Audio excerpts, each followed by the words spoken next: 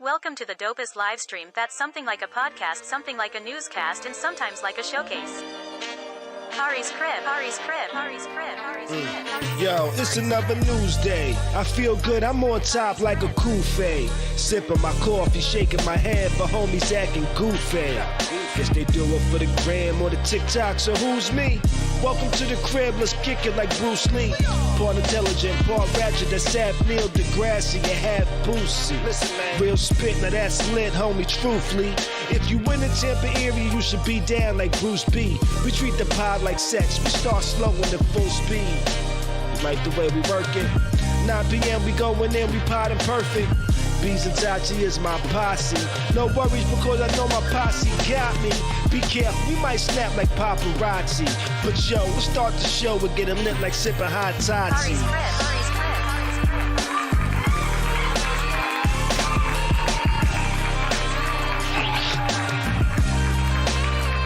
crib. What's good in 10 pretty people? Friday evening, my name is Khary. This is my crib. And I invite you into my home for another evening of the dopest live stream.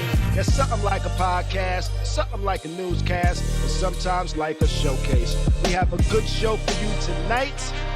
Is Dame Dash starting a football league? If so, are you gonna watch? Let's talk about it. Do you have a personal code of ethics? I do, and it limits my interactions a bit. Does yours inhibit you from anything? Let's talk about it. Kim and Kanye are officially divorced and a lot more. I'm joined by the homie Beez, Buddha, the beautiful. What's up to all my house guests in the chat? Everybody watching, podcast listeners listening, hit that like button, hit the subscribe if you're not already. Share this with your people. We gonna have a good time tonight. Phone lines are gonna be open, so you can let us know your thoughts on whatever it is we politicking about. 813-559-3339. How is everybody doing? What's poppin', Beez? What's poppin', Tati? How y'all feeling this evening? Hey. I'm feeling good. Feeling good? Feeling great. Yo. Everybody doing good? Mm-hmm. That's good. Yeah, That's doing good. well, you know. That's Pulling what's up up. on ya. That's what's up. Shit, week wasn't too bad. Went by pretty quickly. A little busy, but not too crazy. You know. But this week, a video I directed actually dropped today. Actually, you know, I released a couple of clips earlier this week. I actually filmed it last weekend, edited it last weekend as well, and the homie Case Flow dropped the video today. You know, have either of y'all seen any clips from the video? I have. I've seen the video. It was fire. The video was fire. I love the visuals. I love the song. Like his energy. Yeah, I thought it was kind of dope. Yeah, it was very He dope. definitely got a good energy to his shit. Mm-hmm. He did a good job. Let's see. I think I'm gonna actually show a clip. I think I'm gonna show y'all a little clip of this video that I. Yo, you directed that joint? Or you just did the visuals and? I filmed it. I directed it, and filmed it, directed it, did it actually in the evening. Which he came by last Saturday about 7:30. We filmed it for about maybe an hour and a half, 2 hours. We filmed some shit. And then I actually edited the video that same night and was done. The next day I maybe made a couple of small tweaks, but other than that, okay, you know. But let me I'm gonna pull up a clip real quick. Ooh, that's loud. Hey guys. Hey Miss Cheryl. Hey Kimmy. Yeah, I'm gonna have to put you on Hey, mute Mark. when you be moving around with plastic bags and shit. What about I thought I saw what's the name? What's that? I'll let you know in a sec. I completely forgot. Okay. Let's see. I'm gonna show y'all a clip real quick. Let me make sure y'all can hear it though. Let me make sure y'all can hear it. Let's check out this clip. We're just gonna jump right into the middle of it. Boom. Like I'm trying to you don't damn won't smoke, better leave on a good note. Wesley, give me a stank with a good scope, blood, sweat, and tears cutting clean with the good soap. How you gon' sell me a dream in this dead hole? Already gave an arm and a leg, so that be the reason I be coming for your head, bro. But I ain't never looking back 'cause I'm right here, bro. You better get your mind right, that's what you're here for. Hey, DD, get on my laboratory. I ain't have a second chance, let me tell my story. Who that boy that be thinking way before me? You that boy, but everybody else is born. What else you got, like what else you pouring? Talking about he fly, he ain't even soaring. Ain't gonna watch me 'cause I'm too important. Go on Instagram, then report me. Worry about yourself, you don't know what I've been through. Jump out of plane and I fell with no parachute. Better pick a side before I shoot up the middle too. How you looking up to somebody behind you? I just traded a hook for these rhymes too. I might walk in the building with a dime too. She a bad little she fine too. She mine too. Should I remind you? There y'all. We did this last week. I'm not gonna play the whole joint, so y'all could actually go to his page and watch the whole joint. You watch it, you know. I see that boy about the bars. He got a little. Yeah, he borrowed him down. He borrowed him down on that joint, right? Yeah, that was fire. Yeah, I fucks with it. That's what I'm talking about. The bars, yo. All this other shit is irrelevant, yo. What ain't hip hop without the bars? Mm-hmm. You know, actually, It's just music. Updating. You know, I'm actually updating the description of tonight's show actually, and I'm adding a link to his video. So anybody that's watching that wants to see that video, it will be down in the description. You know, but I had fun shooting it. You know, he didn't really have much of a concept behind it, so I just said, "Yo, let's just do something in Khary's crib." You know, so we did like a Khary's crib shoot almost. And that's how, that's what you got there. You know, I thought it came out pretty good. I thought the shit was actually fire. What's that? Is he signed or he's independent? He's independent. You know, but he's been doing this thing for a while. He was actually dealing with some country people a couple of years back when I first met him. Yeah. Some country people were kind of like sponsoring him, trying to get him to do some shit, and he was like fucking with country with like country music, but he was giving them hip hop, and the shit went tough, yo. The shit went tough. So I fucks with Case Flow. Shout out to Case Flow. Yo. Shout out to him because he bodied that. So he basically is doing what I talked about years ago. Country western hip hop. No, that's not what he's doing. Okay. He did it before. He did it in the past. He somebody asked him to try some things, so he tried some things. You know, but he wasn't like country hip hop. He was just like a hip hop dude that could just vibe to some country nigga shit. Right. Country nigga shit. Yeah, because I remember, like, you know, when I was on the record shit, I had an artist. He was country western hip hop, yo. Mm-hmm. He was singing, yo, like he was. So you talking about Nelly? Man, you talking about Nelly? Singing. Here y'all go. On Nelly. Yeah, he was on some Nelly shit before. Nah, but no, I had a white boy. Like, you gonna meet me down the road. Yo, I had a white boy, yo. Beez, you need your ass whooped. How the song went? Yo, listen. Nah, I'm saying that ain't how the song went, but that's how, you know, he was one of those, like, you know, you got those country western dudes, you know what I'm saying? He's one of those dudes. Meet me down the road. Down the road. Y'all so aggravated. Down the road. Yeah. So aggravated. But nah, yo, shout out Case Flow. She gonna come and smoke with me. Shout out Case Flow. Yo, he had some hot shit, yo. I'm trying to tell you. But let's go ahead and jump into the shit. You know what I'm saying? Let's get into the shits. You know, let's start off. Why not start off with some Kim and Kanye? You know, Kim and Kanye are officially divorced. She is now legally Kim Kardashian. That's the quickest divorce I've ever seen. You know, she's now legally Kim Kardashian. He's still, but now he's not even Kanye West. So the divorce was actually held up a little bit because he changed his name. He was being a bitch. No, because he changed his name to Ye. And when they initially filed the divorce papers, they were filed between Kim Kardashian and Kanye West. That is so aggravating. Yeah. Once he decided to change his middle his whole name to just Ye, it kind of made those divorce papers not legit no more, you know? That is so aggravating. I can't. Big up Beanie Siegel. Congratulations to Kimmy. Big up Beanie Siegel. Big up Beanie Siegel. Yeah, For what? he's the only one that won in this situation. The BA situation. Why? Because Yeezy said he owed him some money for the name Yeezy? Damn, he gave him $50 million already. It's done. Well, I'm not sure if that's actually happened, but that's shit niggas was talking online. I'm not sure how official it was, because I didn't actually see it from Beans himself. But there were rumors. You know, I think Beans said that in an interview, but he didn't. I don't think Kanye could have just been talking shit. You know, I don't think he shitted on the boy though. I don't know, but you know, Beans been through enough. Give him some money, man. Yeah, but Kim and Kanye are officially divorced. Kanye actually stopped fighting the divorce and just said fuck it. You know, but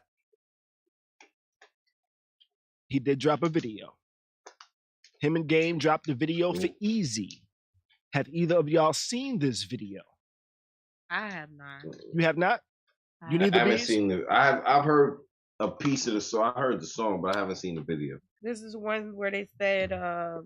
So I will actually tell you right now. Okay. This video shows how toxic Kanye is. He depicts Pete Davidson in this video. He kidnaps him, and they do this in like claymation. Very artistic, you know. And he's smart though. He's smart artistic. with it. It's artistic for a reason. So legal shit, he could just be like, "Oh, that was just some artistic shit." You know, I got the claymation. I thought the claymation was cool, but he has claymation of Pete Davidson being kidnapped, taken somewhere. There's a part where he's actually rapping with Pete Davidson's head in his hand, right in his arm. He's like holding it like a basketball and shit. You know what I mean? He's like, so that nigga got like Alex Cooper on him, huh? You know, he got it. He's holding it like a basketball. Then there's another scene where Pete Davidson's now buried, but his head is attached while he's buried. And then Kanye sprinkles rose seeds on the head before he buries it. This man is so childish. This is childish. Yo. So that's where he went with the video, or some extra toxic shit, in my opinion. Can you imagine trying to break up with somebody and they act like this? Yo, I thought I went through some wild breakups. That wasn't shit compared to what I've been witnessing online. And yeah, I thought my shit was wild. Shit was like, but you know what? You know where Kim Kardashian had it bad? You know where she had it bad? Where? You can't block Kanye. She might have blocked Kanye. And that's what caused him to start going on the social media rant and just post the shit. Oh, you don't want to take my messages? Well, boom. The world's gonna see what the fuck is on my mind. That is so childish. You know, the world's gonna see what's on my mind. They all gonna hear my thoughts since you don't want to talk to me. She might have blocked him. And I'm saying she can't block him because even if she did block him, once he went on the social media rant, everybody started picking it up and talking about it, including us. Right. You know? And now you know her friends was like, yo, Kanye online wilding out. So even blocking the nigga, she still had the niggas annoying her. That is stalker behavior. Toxifying Leave her. that lady alone. Yeah. It's like trying to break up with somebody that don't want the relationship to be over. Just any nigga that dress up in a suit that's the same color as the bushes. That nigga they try to sneak over. That nigga crazy. Yeah. I see why she broke up with him. He crazy as hell. It is. But yo, listen, we know the track record of them has something to do with that man going crazy. That man ain't just go crazy out of nowhere. Well, I He think might have been a little off, well, but that Kardashian poison, boy. in my opinion, I think he's always been a little nuts. Yeah. But now that he's had success and money and the things he thought actually went his way, now he feels he can do no wrong. That's my opinion on that, on Kanye. You know, I think when you have not everybody, but I believe there is a particular percentage of people that if they have X amount of success by a certain age, they feel like none of the decisions can ever be wrong. Could ever be wrong because they did it from so far back. You know? Yeah. That's just my thought process in that. I definitely think his mom passing contributed to it as well. Yeah, I definitely think that contributed to it as well. Yeah, and now, like, you know, he doesn't really have anybody to tell him when he's doing too much, you know, when that behavior is unacceptable. His mom is gone. So now he's just and then he's getting like the media and his fans big him up, so he think it's cool, it's okay, you know? You know what? What? After watching his doc Genius, I'm not sure if his mom would have said, "Yo, Kanye, you bugging."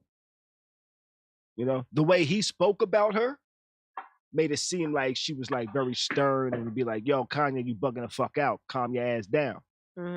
Seeing her in the documentary kind of made me feel like, you know what, she might have just went along with whatever Kanye thought or said. Too, people act different when the cameras are rolling. I definitely think that his mom would have told him, especially shit like this, wouldn't even have happened. You know? I think that once he started all that Twitter, you know, when he was ranting on Twitter, that was after his mom passed. Yeah, I think she would have put a stop to all of that shit. But I think right now, because I think I heard him speak before and say he really don't have any family. Not much, at least. So I think that I can understand that. I can understand that. Yeah, I think his mom would have definitely put a stop to all of this. Possibly. But going back to Kim and Ye and their divorce and Kanye's toxic ways and the way he went at Pete Davidson in his latest video for Easy, he's not thinking things through, yo. He's not thinking things through at all. And he has a girlfriend that looked like Kim. He does now. Like, that is some creepy ass shit. You know? But he's not thinking That looks like who, Pete Davidson? No, Kim, not Pete. He doesn't have a girlfriend that looks like Pete Davidson. That's nuts. Nah, Beez, Kanye has a girlfriend right now that looks like Kim. Right. But with or without the makeup? Honestly, both. And she dressed like her. She dressed like her, little sunglasses, all types of shit. Because you know Kim Kardashian could go in public without makeup. And nobody will know who she is unless they see them kids. Well, okay. So she looks like Kim when she has like on like the sunglasses and you have it from a distance. Okay? When the sunglasses aren't on, she doesn't really look like Kim. I'm gonna pull up a picture.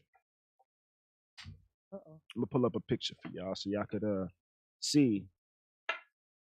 Here go Kanye or Ye and his new girlfriend. I think her name is like Cheney Jones or something like that. You know, but she doesn't really look like Kim with the sunglasses off. But from a distance, she does have a shape that's very similar to Kim Kardashian. You know, but yeah, I don't think she looks like him in this photograph. But what we saw in the blogs and things like that, she did kind of resemble the look because of her body type and the hair, the long black hair and the glasses. So she did kind of resemble her. You know, so. But back to what I was saying about Kanye not thinking things through, because he's doing a lot of crazy shit that's making a big scene and really going at Pete Davidson. He's really going at Pete Davidson tough. But he's not saying to himself, you know what? At the end of the day, she's going to be saying, yo, I'm sorry for the way Kanye's acting while he is fucking the shit out of her. Oh, wow.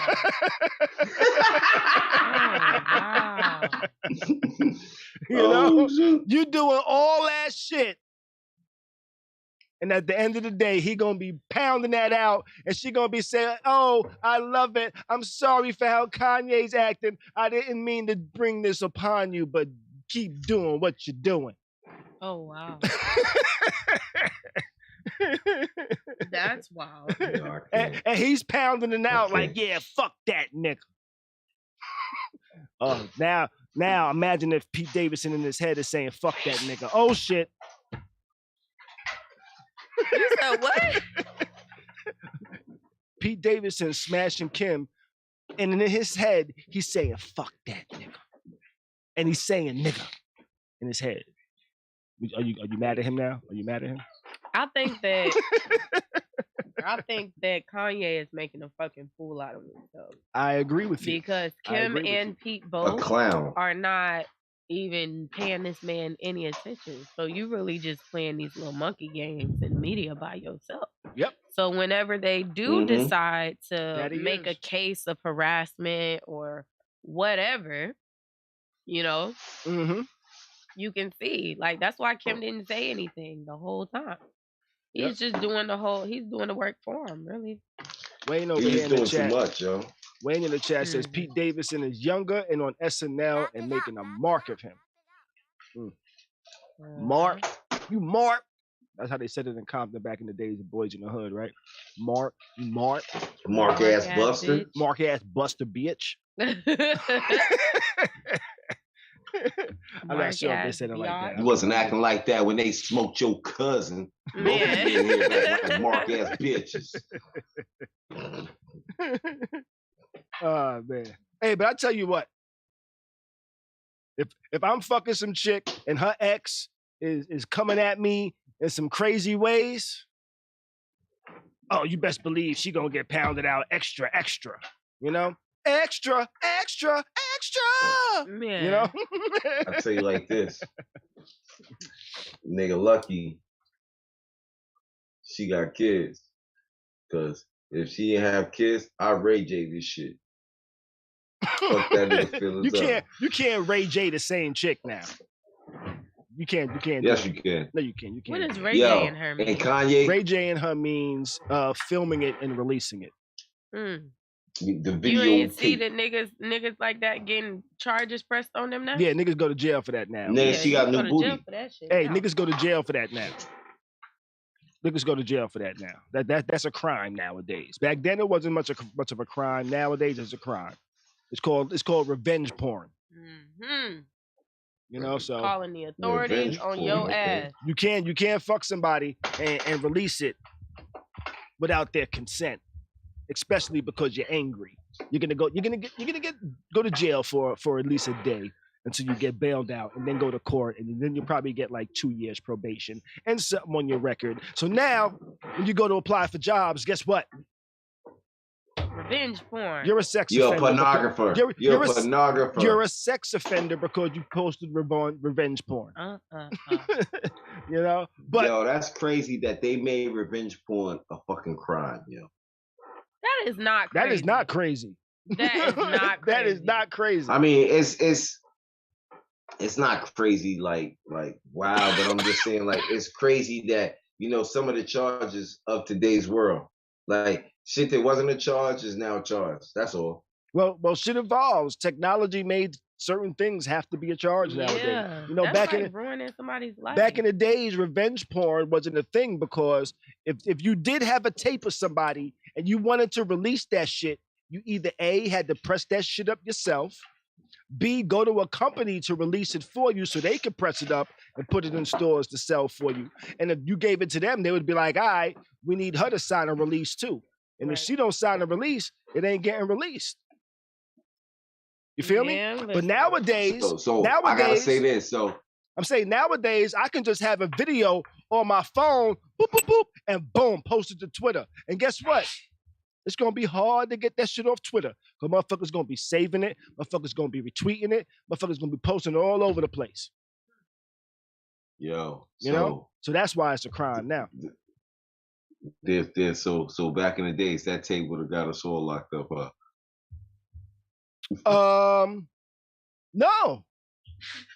No, we didn't release it though. No, it wasn't. It was one tape. You know, and that one tape, it wasn't like hey, everybody here, watch this tape. Niggas was adding on to the tape. Yeah. You know, so there was true. so you was asking to hold the tape so they could put their footage. Yeah, so they could put their footage on there. You know, niggas was just like holding, you know what I'm saying, leaving tape, having the tape, and it didn't start off with any intentions like that. You know why the tape. You know how the tape first got passed off? It got passed off for security reasons.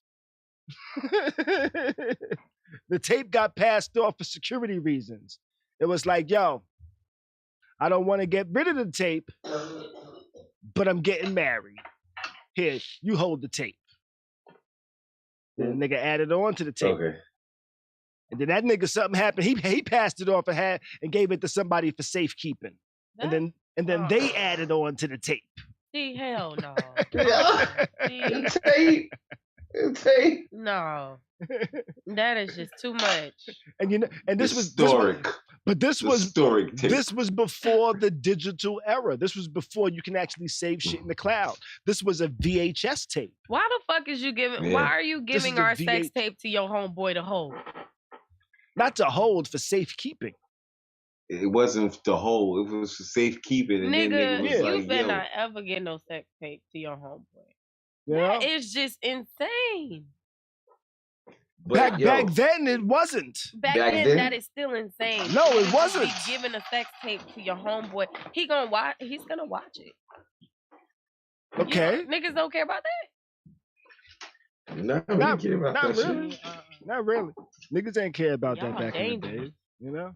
But this was also when niggas was like 18, 19, 20 years old, you know? This was back in the days. But now, listen. Okay. When we were young, it was just like real, like we were like real porn stars. That's how we felt. Like there was some wild shit going on. If anybody finds a 6-hour VHS tape labeled The Simpsons, let me know.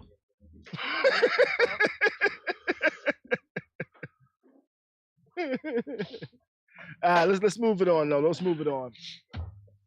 Some old crackhead go find that shit and be like, "What's this?" Oh, speaking of, that's a great segue for this next topic. What are you watching? What are y'all out there watching? You know, I said, you know what? Almost every week, we talk about some type of show. Put that in the chat. What y'all that's watching? On TV. Put that in the chat. You know, we talk about some type of show that's on TV. And this past week or two, I've been watching Bel-Air. I fucks with Bel-Air. Me too. I fucks with Bel-Air. I thought they did a dope ass job with Bel-Air. Have we spoke about Bel-Air yet or not? No, I haven't seen it. I'm waiting for you to send me your Peacock description so that I can check that. My Peacock login. You know what? I'll send you I'll send you my Peacock login. I actually think my kids will share. You can create a profile on there, B. I'll send you it so you can create a profile on there. You know, you can have the Beez profile. So Bel-Air. Cheryl says, "Yo, I love Bel-Air." Cheryl says, "Yo, I love Bel-Air." They did a great job. I thought they did a dope job with Bel-Air. I mean, go ahead. No, my bad. I was gonna say even down to like from the characters, their mannerisms, like the way that they talk. And Aunt Viv, and the way that she speaks, like Aunt Viv, is crazy to me. I think Will does a really good job, like paying attention to how my bad, the things that Will would say, the way he would say it, the way he would move, and I think he did a good job with that. I love the whole show. Right.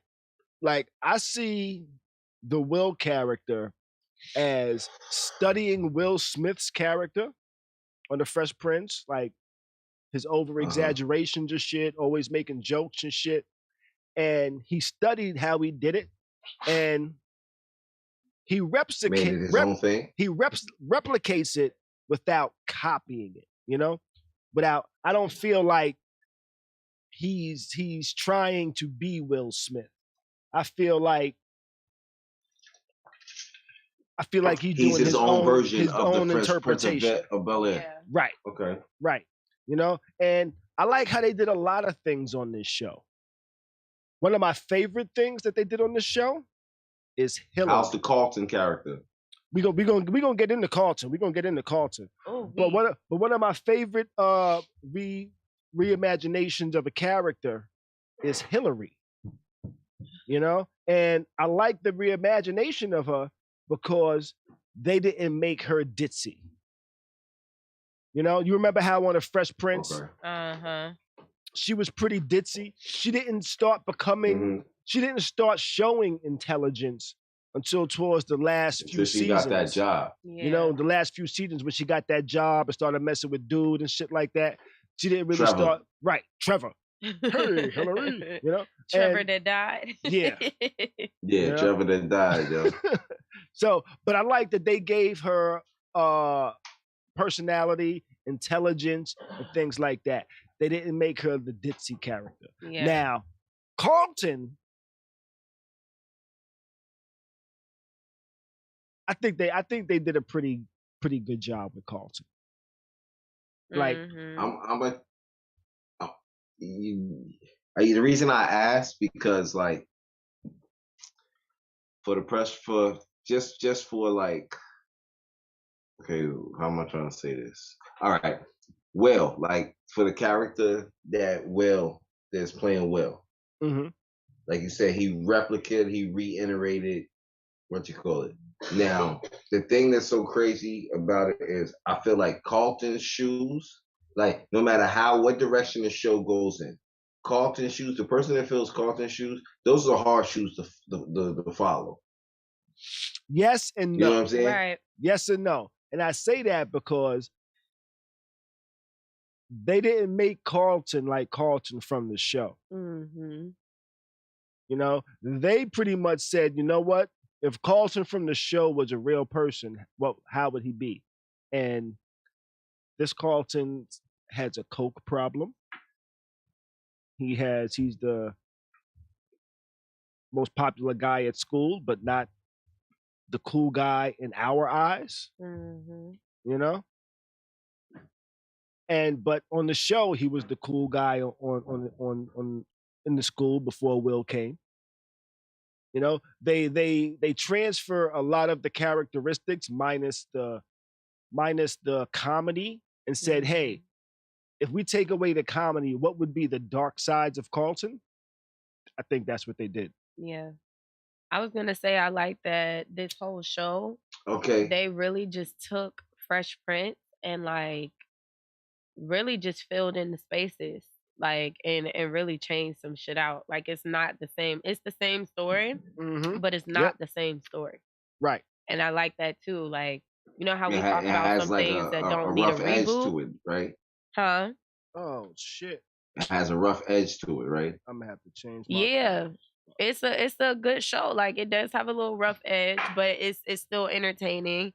It's still like, okay, it's still somewhat familiar.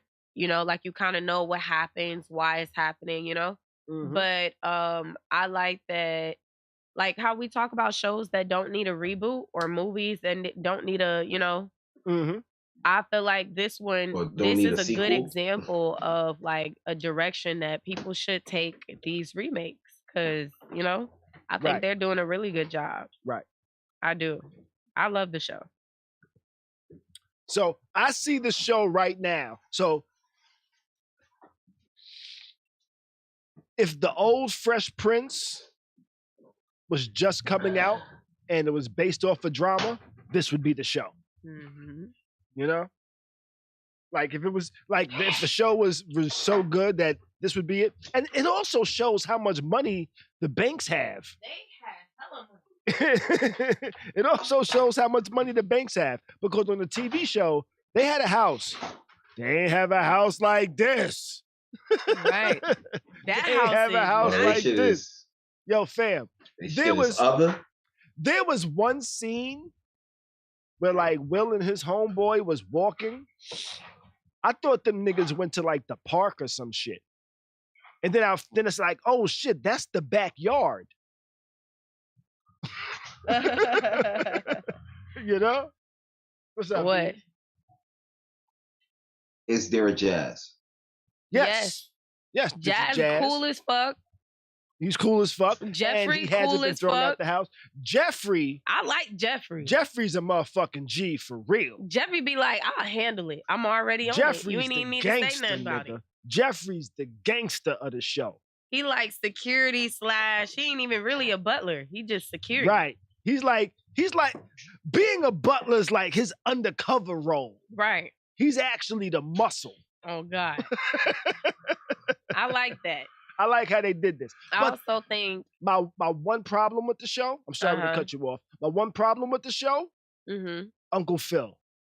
Okay, I was just about to touch on Uncle Phil. And the only problem I have with Uncle Phil? Can I get that much? I'm not sure what his name is, but he does a good job. His acting is great. He's dope, but it's just I hear Taye Diggs.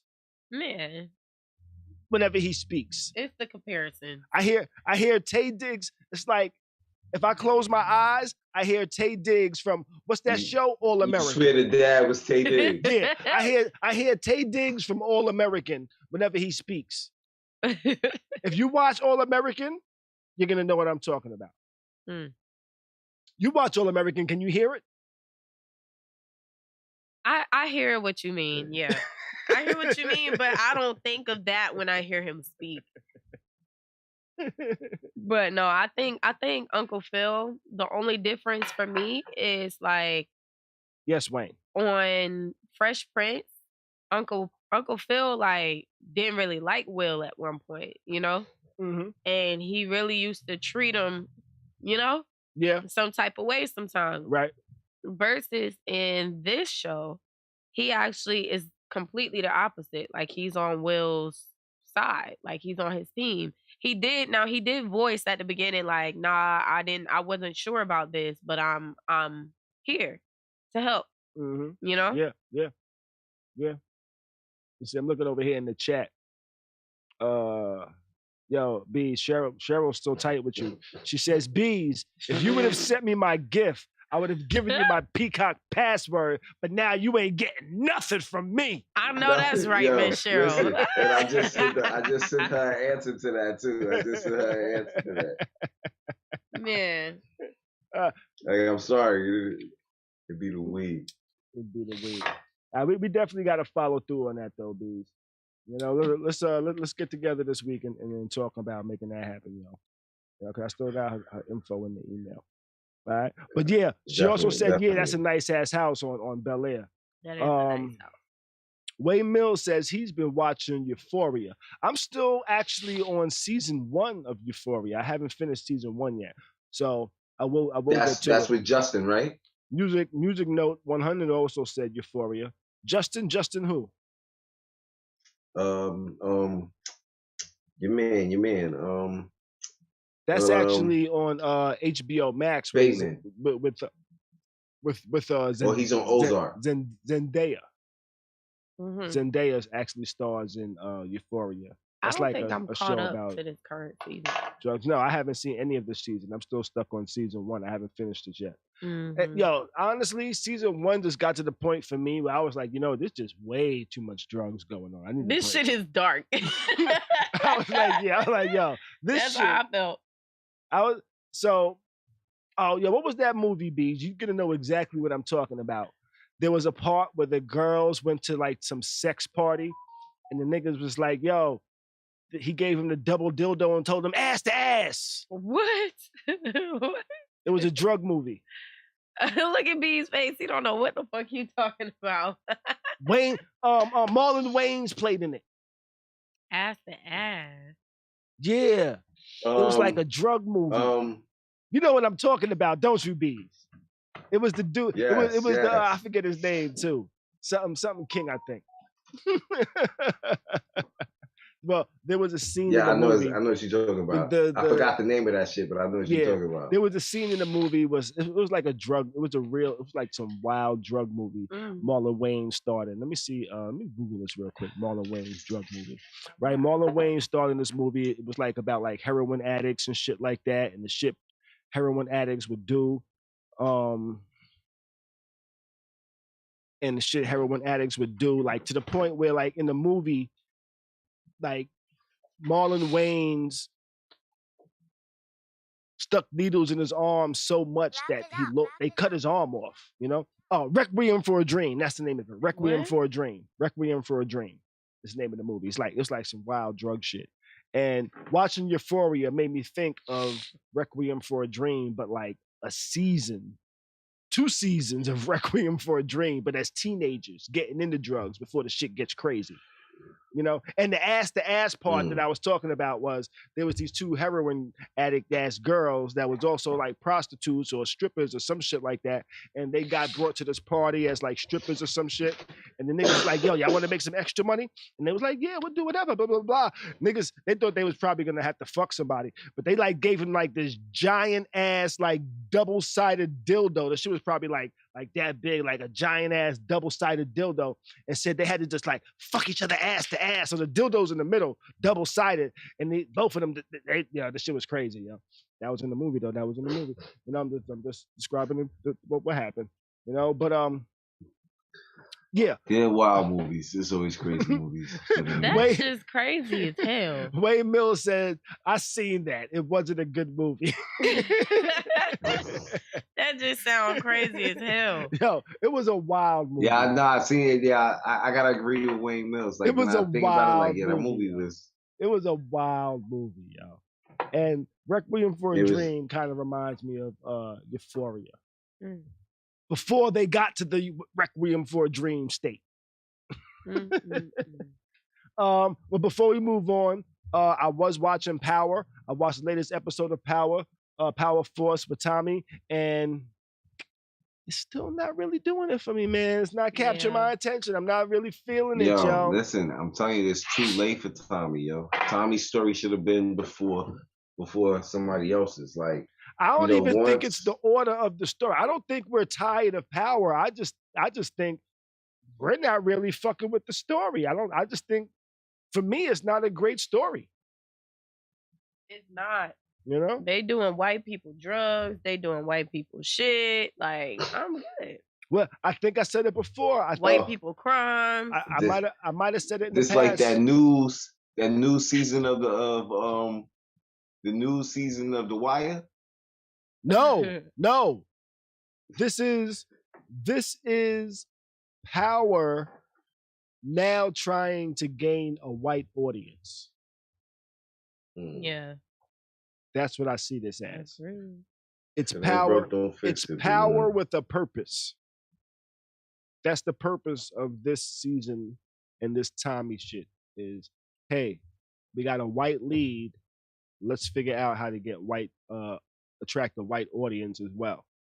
So let's figure out how to make a lot more main characters of the story white and start going along with white culture and shit like that. And we don't even know what the fuck's going on because we so used to Power being some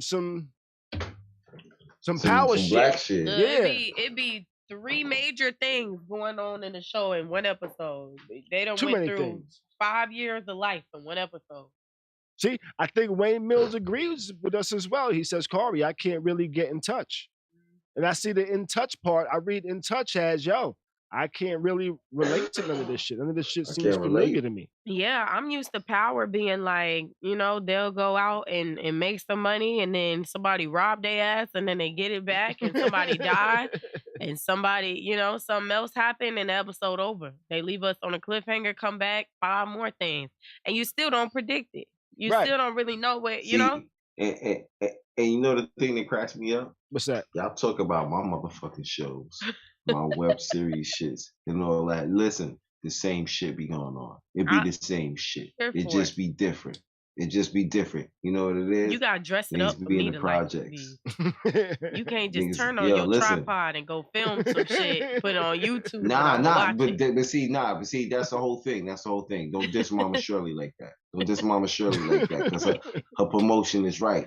Her promotion is right, yo. Period. Listen, she on her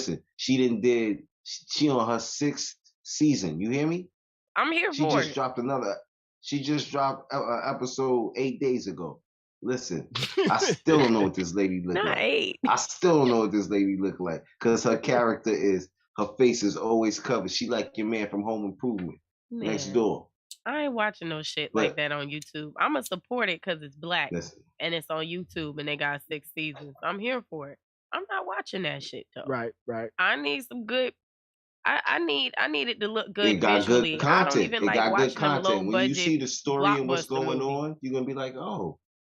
You're gonna be like, oh. I'm gonna catch it when it's on Netflix. I see what's going on. Like I did The Shy when it got on Hulu. I can't even fuck with those little low budget Netflix movies. Yeah, I feel you. The Black Coffees and such on Netflix. I'm good on that shit. Shit just look terrible. All right, but let's wrap this up and move this on. We passed that 10-minute mark on that one. So next topic. We're gonna be in this one real quick though, cause Game is on the latest episode of Drink Champs. I started listening it today. I didn't start watching it. It didn't come out until it's probably about to air now on Revolt. I was listening to the audio only version on Spotify, and this episode is 4 hours long, yo. This is a 4-hour long interview. Tati got bored with it. She was like, yo, this shit is boring, yo. Man, I was interested in it because turn that shit off. I was listening for the lies. Somebody said I should listen for the lies, and so I've been listening for the lies. I only listened to about 45 minutes of it. It's a 4-hour interview, so we're not going to stay too much into it. But I started writing down some of the things that he was saying in the interview. Things that you want to go back and research? Yes. Yes. Okay, so he said that Bin Laden was killed to his music. He said the nigga that popped Bin Laden. What song? What song? Beez, right. He said he was listening to Red Nation. Cause you finna piss me off at this point. He said he was listening to Red Nation. And how the fuck would you even know that? He said the SEAL guy got in contact with his manager who put him in contact with him. And he said he spoke with the actual guy that popped Bin Laden. And well, why wasn't he on the news with Obama then? Because he's a SEAL guy. You know, they're supposed to keep their identities. I'm talking about the game. Yo, listen, the game because you listen to his music. I don't know. You know? Shut up. Listen. What's that? I don't know, yo. He's saying Bin Laden was listening to his music. Yo, Game be having a lot of stories, yo. You know, Game posted a picture with him and Tupac, right? He said Bin Laden. Yeah, Bin was Laden, listening to his music. No, not Bin Laden. The or guy the Navy SEAL. The Navy SEAL. Okay. But we talking early Tupac? Like before he died? Yeah, he posted a picture like he actually was chilling with Tupac somewhere at one point, which was bullshit. But no, he said the Navy SEAL called him and said, yo, I was listening to your shit when I killed Bin Laden. Now, that nigga couldn't have been listening. Well, he had an AirPod in. Yeah, so he had something in his ears. He was listening to something. He was supposed to be listening to orders, trying to catch Bin Laden. He was listening to the game. There you go. And that's what got me. I'm like, you know what? You know what? If I'm a Navy SEAL, I don't know. Beez can vouch for this. You in the cave with Bin Laden? Beez can vouch for this, right? Me and Beez both watched Iron Eagle. Whenever the guy went into battle, he had to play his tape recorder with some rock and roll. You know? You down in the tunnel with Bin Laden. With the rock and roll. So maybe the Navy SEAL said, you know what? Let me throw this earbud in and let me bounce to some of this motherfucking hip hop while I'm about to. That was like 2010. We didn't even have AirPods back then. Hold up. No, he had headphones. He had some Beats by Dre. The big bulky. No. She's talking about when Bin Laden got I'm talking about the SEAL, the Navy SEAL. Let's see. Oh, I don't know. I doubt it. Nah, he probably had like a earpiece or whatever, like, you know, the Secret Service. 2011. I know this man was listening to orders. 2011. Trying to make sure he ain't die. And you mean to tell me he played the game?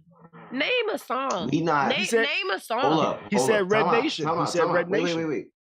At first he said 100 something. Let me go listen to this song. You know what I got to say? Time out. What's that? Time out. Start to play over. Automatic first down. Roughing the kicker. Listen. He naming the game song? This nigga game. That's some bullshit. First and foremost, right? You gotta be in contact with your team. We not listening to no music if we sneaking up on nobody. What? I ain't got to. Talk your shit, Beez. You start. Hold up. And they in the motherfucking tunnel. They in the tunnel. Fam. Okay, they underground. In 2011, people downloaded the music, not streamed. Yes, so and they still, and I'm so sure that they can't have AirPods. Fam, listen, but me and my team, we not walking through the joint like this with some music. Nigga, I'll be damned if it's some fucking, you better be listening to fucking music. Nigga, you hearing in the cave. Yo, you hear what I'm saying? Listen, I can't be like this, and this nigga out of nowhere, this nigga just busts out, G, you not? All that shit in my fucking ear and all that. Nah, man, nah. But now, you gotta remember, you gotta think nowadays, or even back then, niggas was playing Call of Duty type shit, but they music playing in the room. So now in real life, they join the military trying to be the Call of Duty shit. Man, the military ain't having that. You know what kind of strict ass rule, especially as a Navy moving SEAL. Your fingers, you know what kind of strict rules they have? Fam, you know what? Niggas is going out like Keenan Ivory Wayans, and I'm gonna get you, sucker, when they started shooting. He said, yo, what happened? He said, I thought you was trained for combat. He said, I was, but I ain't never been in it. This is what I'm talking about, man. And nigga, nah, man. Niggas wasn't listening to no fucking game, man. He be lying. Just fucking, why you go on the internet and I'm sorry. like he wasn't listening. Like, we can't look that shit up. And check it out. And he worse than Soulja Boy. At least when you look it up, you find out Soulja Boy was telling the truth. And you know what? And that's why this interview is 4 hours. Just think of what else you're going to hear in that shit. Big cap. He said, he also said he ran around with Diddy for 2 years and never hit the studio. He said Diddy listened to his shit. He would offer him change and jewelry and things like that. Never hit the studio. And then said Diddy told him that he should fuck with Dre. Game also said he got his music popping by giving out a CD with every crack sale. And eventually his music was in every car in fucking Compton. That's cap. Even the crackheads ain't want to listen to that shit. Listen, they said the nigga game, what you call it? They said he got tracks on fucking what Diddy album? It's a Diddy album that they said the game ghostwrite the shit out of. Possibly. You got, if you go back and listen to shit, you can actually, one of the things I used to do when I would listen to Diddy albums is listen to his flow and try to figure out who wrote the shit. You know? And some of them were very obvious. Have you ever listened to The Future? On Diddy's, I think it was Press Play. It's like The Future. The shit was called The Future. The nigga was rapping about like the future. But when you listen to it, it's like, yo, why is Diddy rapping like Pharaoh Munch? And then you're like, you know what? Because Pharaoh Munch wrote this. This is exactly a type of song Pharaoh Munch would write. Go back and listen to The Future by Diddy, and you will hear nothing but Pharaoh Munch. There's a lot of songs like that. Royce the 5'9" wrote for Diddy. A lot of people wrote for Diddy, yo. You know, so that's one of my own personal games. Who wrote this song for Diddy? You know, Big wrote for Diddy. Yeah. But yeah, The Game probably wrote for him too. So we might be able to go back and listen and be like, you know what, that sounds like The Game, and we might, you know. So I wouldn't be surprised. Let's see what else. I haven't listened to the rest. I haven't seen the whole interview. It'll probably take me a couple of days to watch it because I just don't have 4 hours to sit and watch one interview. But I will probably watch it over about 3 or 4 days, and I'll probably recap a couple of more things that happened on this episode of Drink Champs on Tuesday. But let's move it on. It's already getting late and shit. Dame Dash is reportedly trying to start his own football league. And I actually seen this reported yesterday. But a couple of days prior, this girl I follow on Instagram actually posted a picture with Dame Dash and some other dude and was like, yo, congrats on your football team and shit like that and some other shit. And I was like, what the fuck is she talking about? Is there a football team in Tampa other than the Bucks and whatever the Arena League was? Now, so I was a little confused. I didn't really understand what it meant. But then all of a sudden, I see this article that is talking about Dame Dash working on trying to start his own football league. He said that he tried to buy an NFL team at one point, and he just got told no by white people. And he's tired of being told no by white people, and he wants to show people how to own the land. So it looks like he's set on trying to start his own football league. Now, with that being said, if he was to start his own football league, do you think it would be successful? Listen, I think Dame is a very smart businessman. Mm-hmm. I feel like if he has the right investors, this possibly can happen. But I also feel like this. If Vince McMahon couldn't pull it off, you know what I mean? Mm-hmm. Dame, I don't know. I mean, but provided Ice Cube pulled off the Big Three, right? His own league of basketball, which is like a 3-on-3 league, but it's a 3-on-3 league. It's a 3-on-3 league. A lot of former NBA players, retired NBA players. Yeah, so you got a lot of people that's out there that's for the love. Right. So football is not different. Just the love, not necessarily the love, because the people playing football are out there for the love as well. But it's now what the fans are out there for. Now, I think the reason why the Big Three is successful is because the people that are watching it are watching former players that they were fans of. So I think it's also the name recognition of the players with the Big Three that gets people to watch, compared to like whatever league, whatever other football. There was nobody really was wanted to watch. There was, when you look at those other leagues, I think people look at them as like, oh, they weren't good enough for the NBA or the NFL. So why do I want to watch them if they weren't good enough for the NFL? Yo, but this is what I'm trying to say. Like with football, like football and basketball is two different sports. Both sports take a toll on your body, provided you don't do the proper things to keep yourself healthy while playing.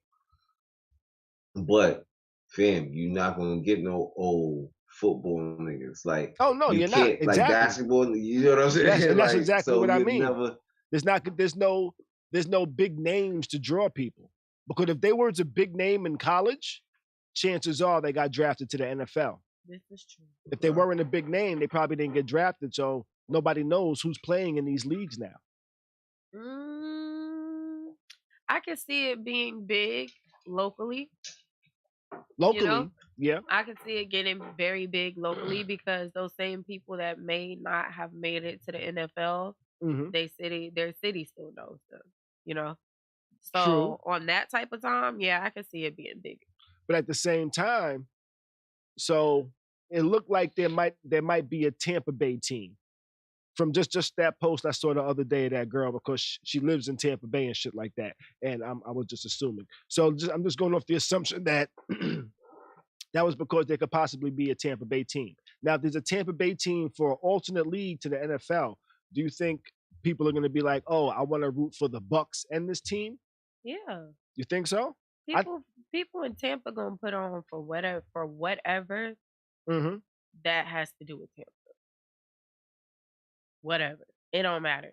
It's Tampa. You put on for the city. You getting more attention to the city, so we gonna support it, no matter what it is. So I feel like, and vice versa. Also, even the kids that may not have been good enough at that time, like I feel like playing in a league like this, also if they're able to get that attention, can also still get them to the NFL. Okay. Still get them noticed later. So some people might use it as a stepping stone if it's become something that people want to see. I'm not mad at that. Wayne Mills over here in the chat feels that Dame Dash doesn't have enough money for that. Oh. He doesn't need. He doesn't need. He don't need money. Right. All he needs is investors. Yeah. He needs people to believe in his vision. Now, if there's people if he can convince people to believe in his vision, he can get the money. This is true. Just like anybody can really get the money to buy an NFL team. You don't, because most of the time when you go buy something, you don't use your own money. You get other people to invest in that shit. Yeah.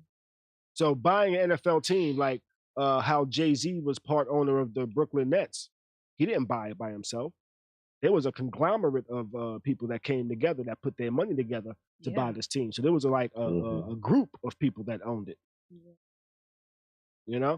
But Dame Dash said, hey, we could do that as well for an NFL team. And it's been tried. But guess what? They say no. They don't just let anybody buy an NFL team. I'm not mad at it. I can see it being big. I could see them partnering with high schools, People used to, when I was in high school, people actually used to watch the high school games that was on the news. Like whenever the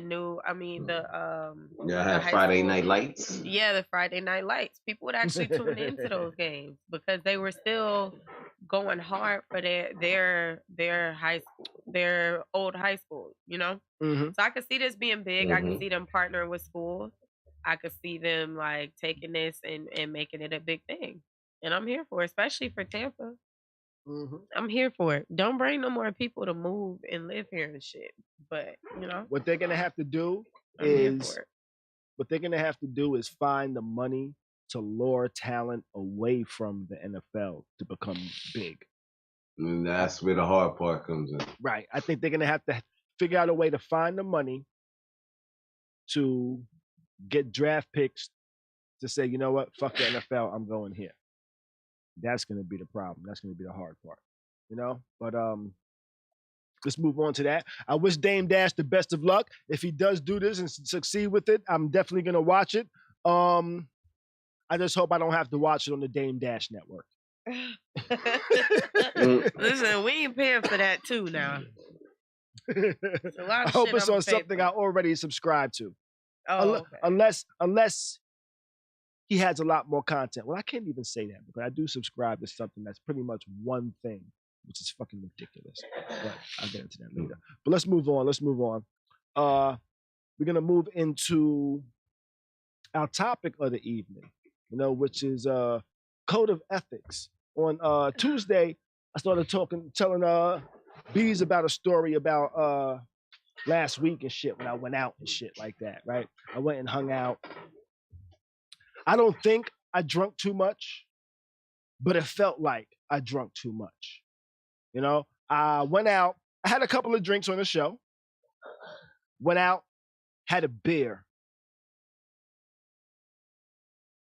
I sat it down, but I didn't like sit it down and then walk away type of shit. It's like I was right next to it and shit. But as I look back, there was a point where my back was turned for a moment or some shit like that, you know? So there wasn't really anybody around, but you never know. But I say that because I was only at the spot for about 20, 30 minutes.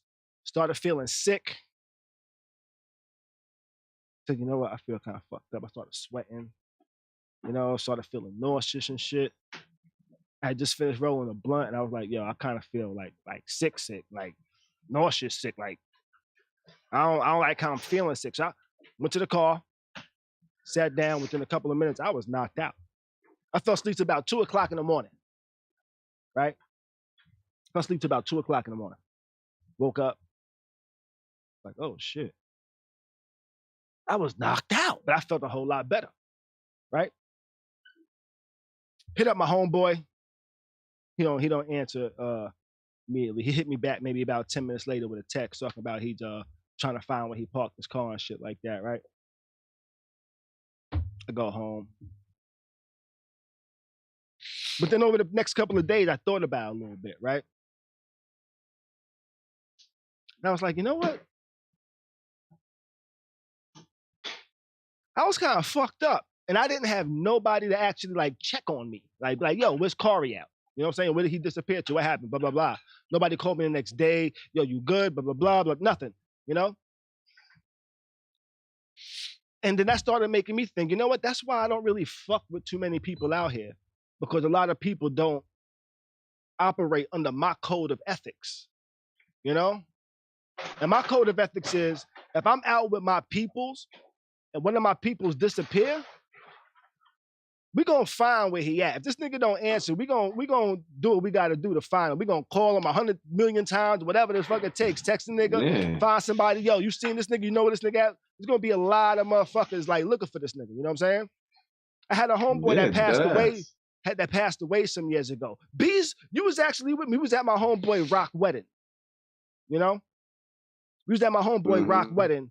My nigga Pre was supposed to be somewhere. He was actually supposed to be at the Floyd Mayweather fight. Nobody heard from him. He was in Vegas. We was in Georgia. We weren't even in the same city, but we were just like, yo, the nigga ain't answering, something ain't right. Mad niggas started like being concerned, looking for the nigga, trying to figure out where the nigga's at and shit like that. You know what I'm saying? And I was like, damn, there's nobody out here that like was like, yo, what's up with Khary? Is he good? Nothing, you know? And I was like, yo, and that's why I don't fuck with people, because a lot of people don't go by my code of ethics. And my code of ethics is shit like that. Yo, if your peoples is here, if this is your nigga, you gotta look out. You gotta make sure a motherfucker get home safe and all of that shit. You know what I'm saying? Next morning, if you don't see the nigga, if you can't get in contact, you gotta follow up. You gotta keep following up. And I had nobody even like, yo, you good? I was like, damn. A lot of people ain't got the same code of ethics as me. And that's why I don't have a lot of friends. And that's why my friend circle is very small and shit like that. And I was like, you know what? My code of ethics, for me, keeps me from making new friends. It keeps me from having connections with people, you know? Because I just move different. I require a lot of different things to consider somebody my friend. You know, because when I consider somebody my friend, I consider them my family. And for me, family don't move a certain type of way. Like I wouldn't leave a place without my brother if he came there with me, if I knew he was even there. If I saw my brother at a place and all of a sudden I didn't see him, I'm gonna be like, yo, you good? If I don't get no answer, I'm gonna be concerned. I'm gonna show my concern and my care and love for the nigga. You know? And that's how I treat people that I say that's my friend. So my code of ethics is like a lot of I guess loyalty and shit to the people around me that I fucks with like that. And because I have that code of ethics, it's been hard for me to explain in the past why I don't fuck with people in a certain way, or why I don't have a lot of friends, and why I move like pretty much dolo everywhere I goes, because It's because of shit like that. You know, I don't feel like there's many people I can count on, and if I can't count on people, I can't fuck with them like that. You know? So my code of ethics prevents me from having a lot of connections or even allowing connections to be, you know? Do y'all have ethics, your own personal code of ethics that kind of might inhibit or protect you from certain things?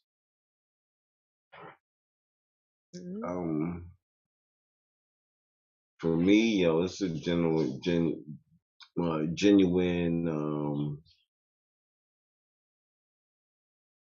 vibe. But most niggas I fuck with is from like sandbox. Likewise. You know what I'm saying? Like it's like a lot of niggas that I got a couple of niggas that I fuck with that ain't from the sandbox, but that's just because, you know, niggas is solid dudes. Mm-hmm. You know, my code of ethics, definitely if I see a nigga that I fucks with, or I think that I fucks with like that, yeah, you know, nigga disappear out of nowhere, you know, I'm gonna be like, yo, where you went, son? Like, you know, hit my line when you but I'm gonna keep hitting you because, you know, that should be funny sometimes. Mm-hmm. Nigga just disappear out of nowhere, like that shit is like some other shit. Right. You know what I mean? And nowadays, and shit is crazy. How niggas move and shit like that. And I'm a nigga that watch First 48 and shit like that. Man. Yo, you know, nah, my nigga, like facts, yo. Like for real, fam. Yo, listen. Like he said, we're like our man Pre. It's like, yo. Rest in peace. Yeah, I feel that. Though. Oh shit. Like, you know what I'm saying? Niggas move funny. I feel that. You know what, Wayne? I think it depends on more. Wayne over here in the chat said, I think it depends on how much you know that friend. I think it's more than just how much you know them, because you can know a motherfucker for a long time and still they be and not shit. I've known people for 20 years that I know that I can't really fuck with them. Facts. You know? Yeah. But Khary in the chat said, yo, is there a universal code of friend ethics? I don't think it's universal. I think everybody has. Well, I think there should be some universal ones. Yeah, I think that it should be universal. I don't think that it is universal. I think people treat their friends differently, like according to what their past experiences. Okay. It's the same way that you said, like, you know, you went out, you felt sick, and nobody checked on you. Like I think me and my friends, especially being women, we have a code. Like when we go out, if we came together, we leave together. Nobody ain't no, oh, I'm about to go home with this person, unless it's somebody I know you deal with, you know, like that's your man type shit. You know, when we go out, we come out, we leave together. If one has to go to the bathroom, you know, it's cool if we kind of split, you know, maybe if it's 6 or 7 of us and 3 go to the bathroom, you know, that's cool. But if it's like 3 of us, one go to the bathroom, we all going to the bathroom, you know. We don't take drinks from men that we didn't see or get directly from the bartender. You don't ever leave your drink unattended. You don't ever like leave your drink open. You put a napkin over it, you know, like it's so many different things. I feel like as women, we definitely have our code. I think it's different for different people though, because I've been out with some women that don't honor that type of shit. Yeah. And that type of shit upsets me because I don't want to be the one, you know, like if something, God forbid, something does happen, oh, you were out with me last night. What happened? Where did she go? You know what I'm saying? And if we really friends, I know your parents. I don't want to have to explain no shit like that to your family, you know? Yeah. Yeah. So I can definitely understand that. I think it's not universal. I think people, their code of ethics is different sometimes. I agree, but I do think there are some universal friend codes, like definitely some universal friend rules. Like if you're my friend, and you're within 10 to 20 miles. If I need help moving, you will come help me. Oh. You know, that is true. That is true. I think that's the friend rule. Well, actually, under the age of 40, you know, I think I'm that's still the friend calling rule, you. you know. But that's also why I've been limited with the friends I have. You know, I said, you know what? I'm not making friends with people I don't feel like helping move. If I'm not willing to help them move, they're not my friend. That is true. You know, so if I'm not willing to give you a ride, we not friends. Right. We associates. Yep, exactly. That as well. You know, if you don't want to give me a ride, you're not my friend. And I'm not talking about be a taxi for me. I'm talking about, yo, I'm in a fucked up situation. I need a little bit of help real quick. I don't mean about, yo, come take me to work every day type shit. Now you're just acting a little crazy. You know? Like fam, but I need you to drop me off at 4:00. If you can, my shit fucked up. Can you come through? Yeah. Bang. Right. Or yo, I'm coming into the airport. Can you pick me up? Instead of me calling an Uber type shit. Facts. Right. Those are friends. Right. You already know I'll be there, my nigga. Yeah. But Beez, you know, Beez sometimes, no matter what, you coming to town, let me know. I'm going to drop everything I'm doing. Right. But you know, excuse me, sometimes we don't realize that. He tells me he's coming to town. I'm like, yo, so all I need to know is your mom picking you up or am I picking you up? Right. That'd be my question to him. Those are friends. Those are friends. I think sometimes we don't realize when we have associates around us, like, you know, because I think me and my homegirls were talking about this the other day. Like, sometimes you can't really tell. You don't really know things until you know things, you know? And it's like, when you find out, you're like, damn, so they are an associate. They've been an associate the whole time. But you just really been treating them like they're a friend. I've had that. And it's like, when I recognize, especially being women and going out and all of the modeling and all that type of shit, like, it'd be a whole lot of women that be on some, we're just associates, you know, like, we can, I might invite you if we go out, but you not like come to the house worthy. You get what I'm saying? Be around my baby worthy. You know what I'm saying? Like, it's like, just we go out. It stops at the Waffle House. Yeah. It stops at the Waffle House. The Waffle House. Right. After that, we not linking. You're not coming to the house for the girls' night. You're not coming over for the Sunday dinners and being around my baby, just coming to chill. No, you all right, we going out. You want to slide? Period. You know, after that, that's that. Yeah.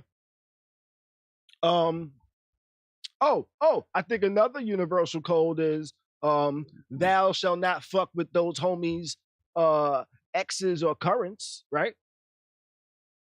Oh, definitely. That's just straight violation. Yeah. That's straight violation. Like, yo, you know that me and this person is rocking, or you have an inkling that me and this person is rocking. You don't violate that. You don't violate that. Especially if I'm. Bless you. Oh, thank you. If you know, like, there's stuff going on between me and this person, you know what I'm saying? Don't matter if we got a title or whatever. But like, if you know stuff is going on between me and this person, you don't jump those boundaries. You don't, yo. Listen, I had a friend do me like that, like, recently. Found out her and my ex was like booed up and shit. And it's like, now why are you doing this type of shit? And then still want to be my friend. I think that shit is so weird because if I was to be booed up with your ex, you know, it would be a problem. You would feel away. Right. I think that's just weird behavior. Like, you wouldn't catch me like being extra, nothing outside of polite, you know, or cool, cordial to any of my homegirls, exes, boyfriends. It don't matter. Like, we cool, we cordial out of respect for my friend. Right. You know? Right. Not on some like, oh, we flirting, nah, that's yeah. I'm only but so friendly with my friends' girls. Right. I'm only but so friendly. Like my homeboy's wife is on Instagram. We barely chat on Instagram, and when we do, it's something related to the family. You know what I mean? Right. It's not me just randomly liking pictures or randomly having comments and shit like that. I can see that though. Like, I don't reach out to my friends, significant others, and invite them anywhere and shit like that, unless it's like some surprise shit. You know? Cheryl says, Tati, she wasn't your friend. She was not my friend, Miss Cheryl. She was not. Yeah. She was not. You know what's so crazy? I think I might have violated the rule once. Uh-oh. But then I might have violated the rule once, but then if you let one person tell it, it's like, yo, Beez, you kind of violated it. But then if you let somebody else tell it, it's like, nah, because another nigga in the crew was like, nah, fam, that's what it is. Like, if you want to beat, you can beat it. Okay. Okay. But was that the dude whose girl, like, was that his ex? That he was like, okay, you can do what you want to do? Nah, it wasn't even his girl. It wasn't even his girl. It was more like a jump off? Like, yeah. Oh, okay. See, those are different. I don't know. So what? You wifed his jump off? No, I didn't wife his. You just jumped off his jump off. Yeah. But he told you it was okay to jump off his jump off. He actually didn't tell me but I didn't even know. I kind of didn't even know it was his jump off. I think that's what messed it up. A lot of times people don't know the jump off is the jump off until you jump off. Yeah, and then somebody else was like, yo, you know, she kind of feeling you. If you want to, yo, that's what you should, So it wasn't like. Khary says, if you violate once, but are consistent every other time, does that make you a line stepper? If you violate once and consistent every other time, consistent as in not doing it, no, that does not make you a habitual line stepper. But if you're consistent and also in violating every time, you are a consistent habitual line stepper. You don't even see the line if you're consistently violating. See, and you know what? For me, you got one time to cross the goddamn line and you out. Ain't no three strikes. I know some niggas and some line steppers. I know some line steppers. Oh yeah, I know some line steppers too. You know? But I say, if a motherfucker let it be known that this is just a jump off, right? Like you only see her come through when they fuck and then she disappears type of shit. Niggas be like, all right, that's cool. But niggas low key be like lusting and loving the motherfucker, you know, and the nigga be mad. The nigga be mad. He's the jump off. Wrap it up. That's when niggas get. That's when niggas on get the low. That's when niggas get a little heated when they want plot twist. When they want more from the jump off, but the dude is the jump off, and then she decides to jump off with somebody else. Some niggas don't even know when they to jump off. What a plot twist. Like, no, some niggas be thinking like, yo, oh, she the jump off, I got it, but and lo and behold, you are the jump. So what is a jump off? Somebody you just smash, pretty much like a sneaky link. But you can call at any time. Right. And you don't need, like, a lot of times a sneaky link has some type of connection. You know, it's not a sneaky link isn't just I only call you when we fuck. Okay. You know, a sneaky link is like somebody you call only to fuck, but y'all have a little more in between y'all. You know, a jump off is just somebody that y'all only speak when it's time to fuck. Like it's Tuesday, I feel like fucking. Let me call this person. Y'all have a quick 5-minute conversation. Like it's not a jump off. You even smoke a blunt with that motherfucker, and y'all both smoke weed. You even smoke a blunt with that motherfucker. That's what I'm saying. Y'all might have went on one date, and now it's only just fucking. Y'all only fucking. That's the only time y'all. Yo, and that was just for the initial jump. Right. That was just for the initial jump. That was just to make it seem that like was the first link. Right. That was to make it seem like, oh, I didn't just want to fuck you. Man. Yeah, that be the jump offs. Those be the jump offs. He said plot twist of the night for real. Yeah. You fuck around and find out you the jump off whole time. Yeah, Word. I think ethics between friends are big, you know. Khary said, y'all smoke on the way to see each other. For real. Y'all can't even smoke together. That's crazy. Y'all ain't. Yeah. The nigga ain't even smoke you out before he hunt you. That is crazy. That is wild. Yo, that in and out like a fucking armed robbery, yo. Like a thief in the night. But you know what? There's still the courtesy of like, okay, I got to go to work in the morning. I got to get out of here. You know, there's still a courtesy of a bullshit excuse. You know? All right, see, I don't know that type of time. So let me get out of here. I need to go change my dad's pamper. Not what the fuck? Yo, I gotta go walk my goldfish. I'll be back. I'll see next time. That's when you meet up, and you already set your phone alarm to ring like it's a phone call. Oh shit! That's terrible. You set the alarm to ringer. It should be like, you be like, oh that's shit, terrible. Yo. I gotta head out. Man, but shit.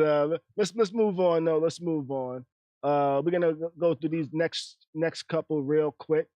Only real two small quick ones. We're gonna run through these because I'm actually running behind for an appointment this evening. You know, I got an appointment to do some drunk ass motherfucking bowling. That's what I got. You know how to bowl, Khary? Do I know how to bowl? I look like I know how to bowl? You don't get your ass. Nah. I don't look like I know how to bowl? Well, Khary gonna need the bumpers, y'all. Motherfuckers gonna be in for a surprise. You know Khary gonna need the bumpers up. Do you know how many different bowling movies I've seen? Oh my God. Okay. Oh, I'm about to say. I thought he was about to say how many bowling trophies I had. I'm about to say, my man, I hate to bust your bubble. Right. I've never seen a bowling trophy at your house. Look, Beez, you can't even let them count like that. Not in front of you. Nah. I've seen a lot of bowling movies. I get the idea and principles behind bowling. Those are not the same things. But this next topic real quick. This nigga think he Carl Weathers. Hey, I'm a skilled individual. Look, okay. And then he get drunk, and it's gonna fuck up any idea that he thought he had about bowling. All right, drunk bowling is even harder. I'm gonna take a picture of my motherfucking score. Wow, you're gonna see. But check it out. Check it out. A man shoots at police in the police station. Well, at least that's what he's accused of. Yes. The man walked into the police station. He asked for information. He asked for information relating to Keyshawn Thomas, who was 20 years old and died in a holding cell at the same facility 2 days earlier. Oh, wow. And then he just started letting off. Bang, bang, bang, bang, bang, bang. Started shooting in the police station with a 40 cal. 3 times. He shot 3 times, injured no one. He hit nobody. He ran out. Police found him, got him. He was shot, injured, and taken into custody. That is terrible. He was. So somebody killed his brother or his cousin. So you saw that too. Because that wasn't in this story, but I did see somebody tweet some shit that's saying that this individual was his cousin. Okay, this may not be important, but can I ask? Were they white? Go ahead. Black? Were they what was the situation? Darion was black. Darion Parker Bell, who's the individual that was shooting. You hear the name. You hear the name. Darion. He did say he hoped police would return fire and kill him. I can't say that I blame him because, you know, like these type of situations, like, can you imagine if you found out a family member has died in police custody and nobody's talking about it? I won't say what I would do on the live stream. I wouldn't say that either, but I mean, you know what I'm saying? Like, can you imagine that shit, how that makes you feel? Yeah, the only thing that's protecting them is their job that they suck at, some of them. You know what I'm saying? Like, I can't say I'm too mad at the situation, but that was dangerous as hell. That is crazy as hell. It is wild. You know, so they probably gonna try to make a super example out of him when he goes to court. Most definitely. I feel like Cheryl said she thought that he was gonna say he had a bowling trophy too. I feel like if he has a good lawyer, he might be able to find some way to wiggle down the time he's gonna get. But yeah, I think he's okay. Gonna do some crazy time. So did he shoot? Like, what did he damage with the shooting? It doesn't say. He shot. It don't matter what he damaged. He shot in the police station 3 times. He fired 3 shots. It don't matter what he damaged. He was attempting to kill police. That's what the court's gonna say. He was attempting to take 3 lives of police. Now he looks like a cop killer, or close to it. Attempted cop killer. Attempted cop killer. Yep. Can you imagine what kind of issues he gonna have? It's like a cloud killer. That's what he looks like, a cloud killer. Man. Probably shot up in the air. And for him to get a good lawyer, he's gonna have to have good money. I don't even think a good lawyer can get him. And they're in Milwaukee. He not get him likely out of it, but have his doesn't have time make it better. Yeah, have his time reduced and try to argue certain things that make it look like he was going through some serious shit type of thing, you know? Plead insane. That's the only thing he could do. He's gonna be like, my cousin came in here, then he ain't leave. Look, next thing you know, he dead. I think too much time went by though for that argument. 2 days had passed. Look, he probably gonna say there was time to think about it. He was drugged. He was drugged. Khary says no one. Khary says no one was hurt. He says no one was hurt, so he'll have a good case to get probation. Probation? I don't know about shooting probation in a on that police one. Station? That's a black man. Black men don't get probation for shooting at police. He's lucky he didn't die. He got shot by the police too. Cheryl says that's a federal offense. It's a federal offense to shoot at the police in the police station? Gotta be. You sure it's just not the state? It's a federal? Maybe I thought it was in a federal building, but it's like, how you got federal crimes and you got state crimes? You can't even mess with the damn mailman. You think you can go in a police station and shoot at him, and that's not a federal offense? The mailman is a federal employee. That is true. That is true. The mailman is a federal employee. That is true. The police aren't. Okay. So that's why I think that can happen. No, but I thought that was a wild story. And let's wrap up with this last story I got, which I think this is going to be an interesting little mini series here. Murder Inc. reportedly has a 5-part documentary that is getting ready to drop soon. I'm not sure exactly when, but I think it's going to be a very interesting story to tell about the rise and I won't even say fall, but the shutdown of Murder Inc. So it is the case. The case is the true shutdown of this, right? I hope they basically say. I'm sure the case is going to be part of it, but I'm not sure if that's going to be the majority of this doc. I'm assuming it's going to be like a rise, like it's going to show you the come up, how they came about, and then show how the feds tried to shut them down and how they tried to indict them and put them in jail, and how that kind of wiped out a lot of their money. A lot of people stopped fucking with them while they was dealing with that trial and shit like that, and how that whole trial kind of like brought shit to a halt for them. Yeah. So that's what I think is this doc is going to kind of be about. I hope they talk about it. I hope they do. I hope they go in depth a little bit. Yeah, I think it's going to be an interesting documentary. Mm-hmm. And I'm definitely looking forward to checking it out. I'm not sure exactly when it's coming out. Did you see when it's coming out? Or did you just see that it was coming out at some point? Yeah, I just saw it was coming out. That's not the same little no, it can't be that I saw about Mary J. No. Okay. I think hers was like a Lifetime movie. She's turning Real Love, the video from Real Love. She's turning it into a Lifetime series or a Lifetime movie or something like that. It's gonna be the Murder Inc. one's gonna be on BET in the summer. Okay. Yeah. They trying to get us to watch BET again? Yeah, they trying. Trying real hard. Y'all should have sold it. They have a show on there. I keep saying I'm gonna watch, but I never do. It's like the reboot. What happened? The reboot of the game. Well, actually, they do have one I actually watched the other day, and that was the Real Husbands of Hollywood. They did a season 6. They have one called Sisters that I'm trying to watch too. That I heard is good. Yo, I want to know what happened to what was that shit, like they used to take a rap song or a song and then make a whole episode or like a 2-hour movie about it. That was some Irv Gotti on shit. BET. That was some Irv Gotti shit. I forget the name. Okay, yeah, that's why I thought that was. Yeah, it was some Irv Gotti shit. I forget what it was called. What was that? Fairy Tales? I think so. Hip Hop Fairy Tales. I think so. Okay. That was a long time ago. What happened to that? That should have came back. That was good. That was a good show. What was it? The Jimmy Jones episode was good. Yeah, back in about like 18. Honestly, I don't think I've seen any of those episodes actually.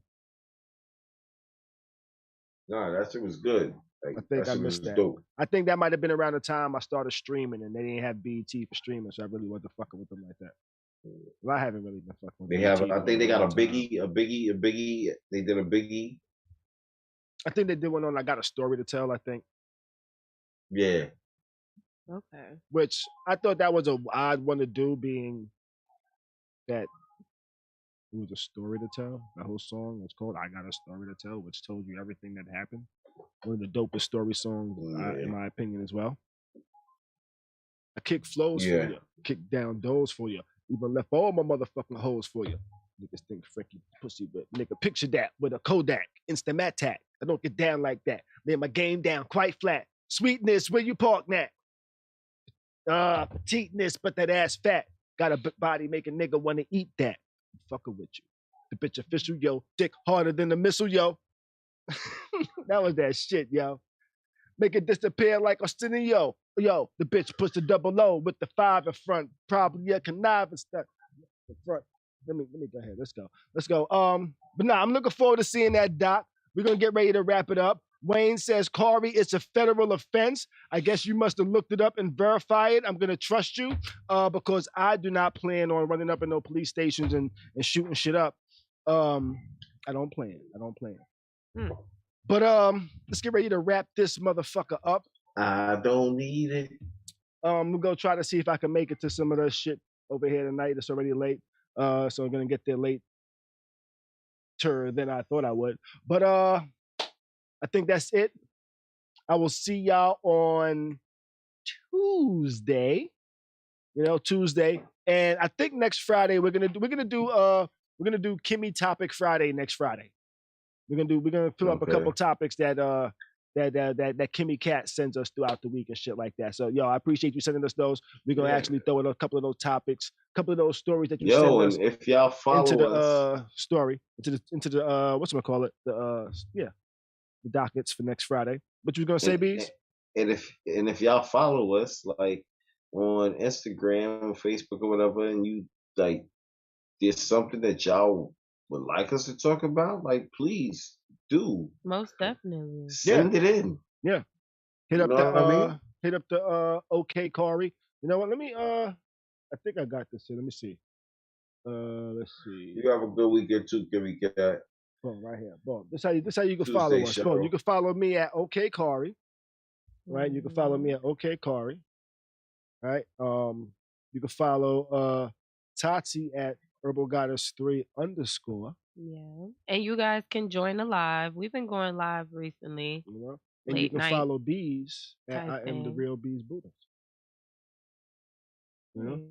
And Kimmy be joining the live sometimes, and she always has good topics.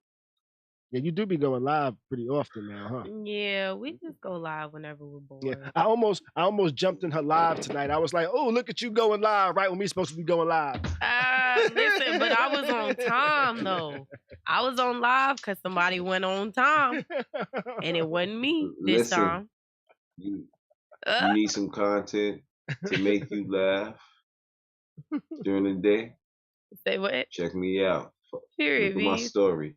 There's something in there that's gonna make you laugh. Check Beez's story. Follow us on Instagram. Yeah, follow Beez at the Real Beez Buddhist, Tati at the Herbal Goddess, me at OK Khary, and we are going to get out of here. You know, may the rest of your week be great. Do your best to stay sucker free. And keep a smile on your face, baby.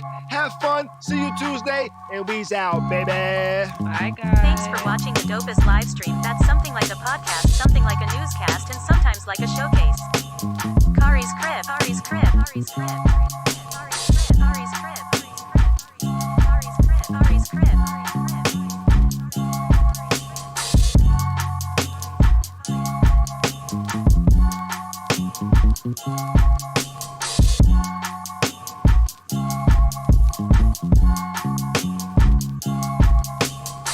Khary's crib, crib.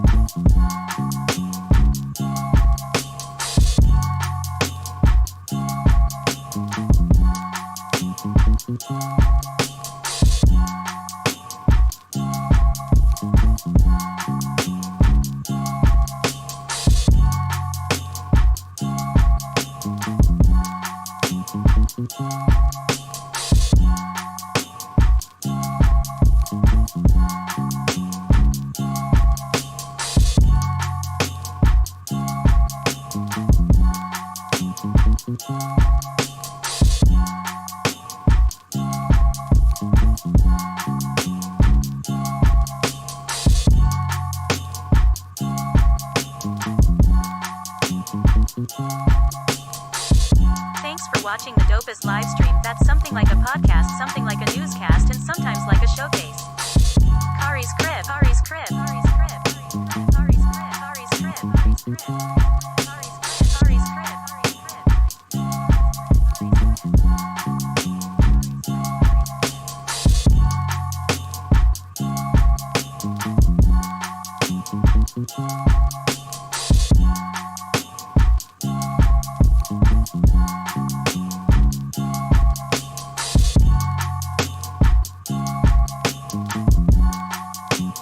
Thank you.